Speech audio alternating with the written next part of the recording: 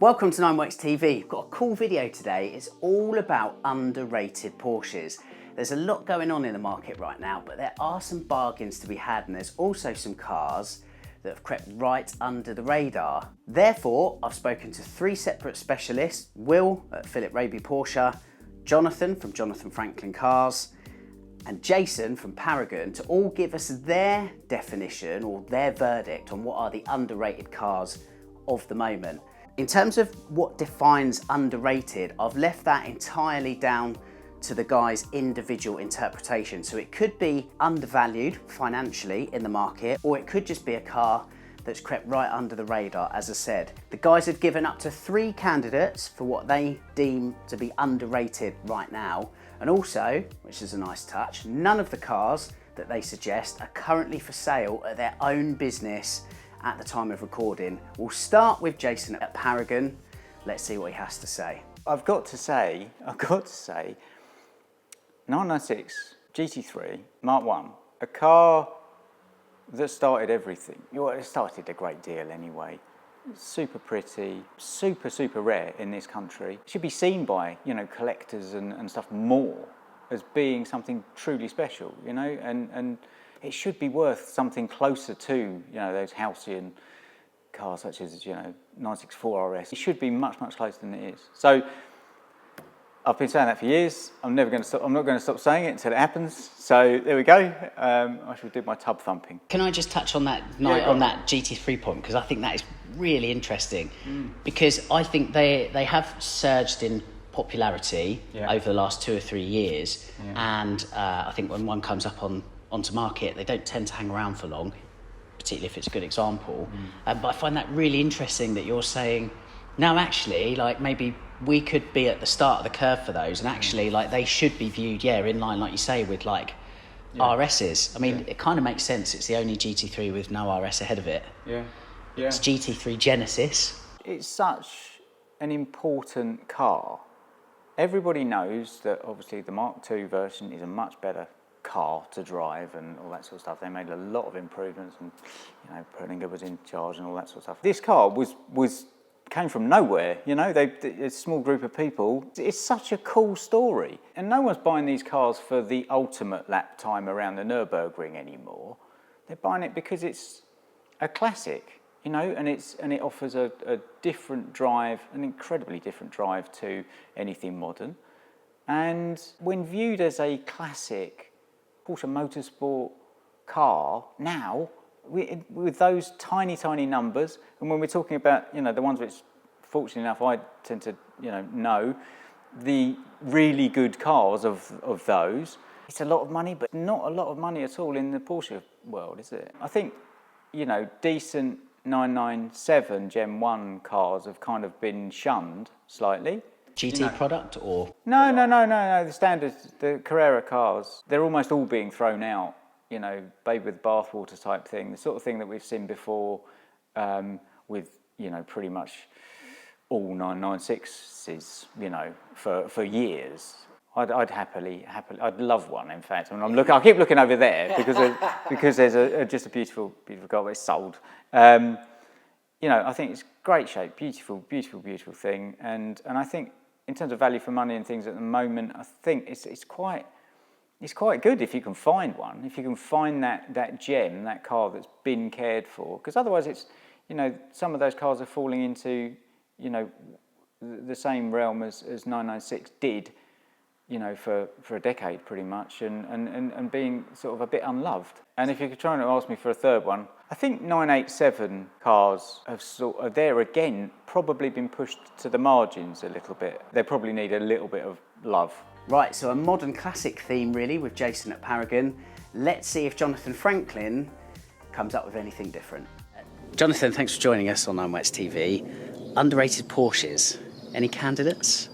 I think 997 GT3, Gen 2, also Gen 1 as well. I just think they're at a price point where they're quite affordable and they're a loss of car for the money, and they're still produced in quite low numbers. Is that because there's an overlap with 996 prices maybe with the Gen 1s? Yeah, I think so.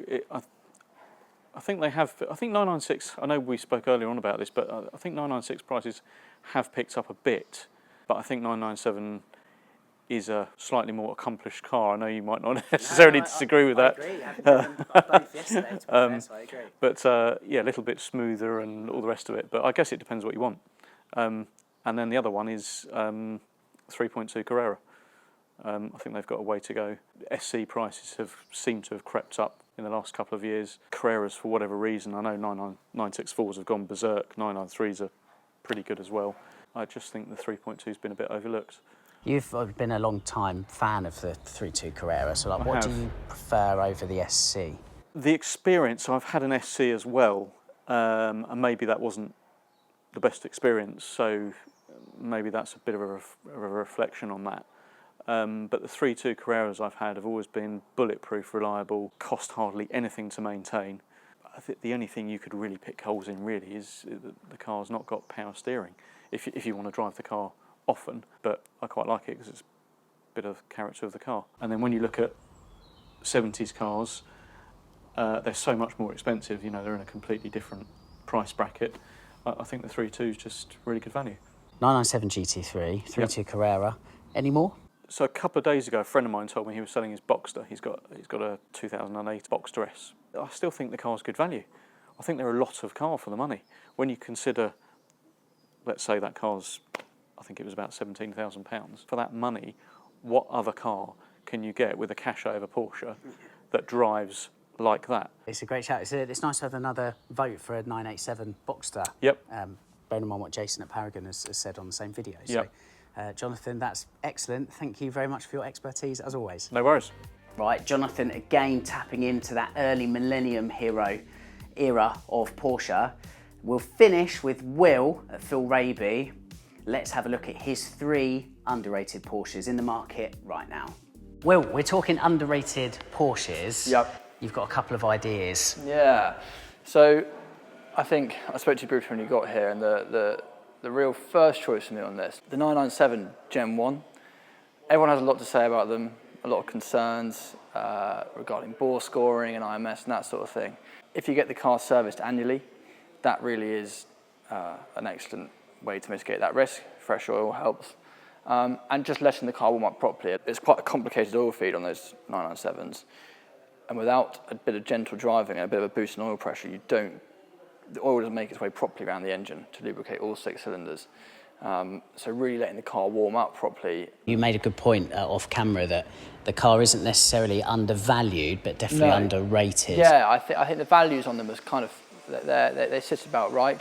They are probably worth less than the Gen 2s, but I actually prefer driving the Gen 1 to the Gen 2, particularly in a manual. I think the engines on the Gen 1 feel a lot more soulful. There's a lot more to them, and they feel torquier. I know when you look at the specs, the Gen 2 is supposedly torquier, but the Gen 1 just feels like it's got a bit more there to give.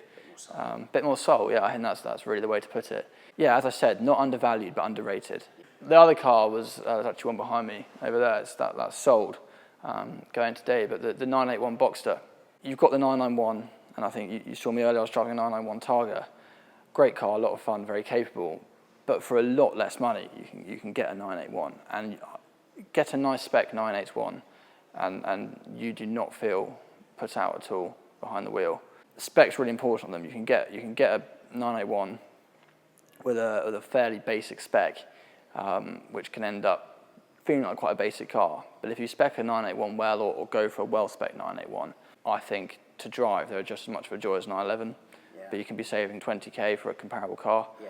Any when you say about speccing it right, is there any like certain options where you think got to have that? Yeah, well, all the boxes come as standard without the leather dash, and I always think it makes a really big difference. The cars have the leather dash. It makes it feel more grown up, and I don't want to say like a 911, but 911s come with that as standard. Some of the European cars didn't, but really nice thing to have on a Boxster.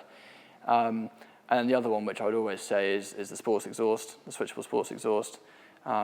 Just so much fun, the Boxster. And they make more noise than the 991s on the sports exhaust. They crackle and pop more. So you've got a third candidate for underrated Porsche. I've got a third candidate, and I did say this one in our Christmas or New Year's chat, wasn't it? Yeah. About still backing the horse. Yeah, I'm still backing the horse. I think the 987 Cayman R, now for 40 grand, you could be starting off with a car that's, you know, you're not going to be getting super low mileage, but you're going to be getting a nice example of the Cayman in the 40s. And you've got, dare I say it, you know, 997 GT3 fun and feel to a car for a lot less money. And a car that's quite rare as well. There's not a lot of them about. And I think the reason they're not more valuable is because people they don't come across people's radar that often. People kind of forget they exist. But actually, to drive, they're a lot of fun. I actually think it compares better to the 997 GT3 than the 981 GT4 does to the 991 GT3. I think it's a really strong comparison, actually a really enjoyable car to drive for a lot less money. And this actually, I do think, is undervalued. So that's my third car. Cracking, yeah. All right, Will, thanks as always for your wisdom on underrated Porsches. Yeah, no worries at all. Now I can stop sweating. That's your lot. Thanks to our 3 experts for giving their verdict on the underrated Porsches right now. Have you got any candidates? Pop them in the comments below. It'd be nice to see what you think. Don't forget, there is a host of quality Porsche for sale, all with warranties, on the Nineworks Marketplace. Check it out. I'll put a link in the description below. And I'll see you again soon on another episode of Nineworks TV.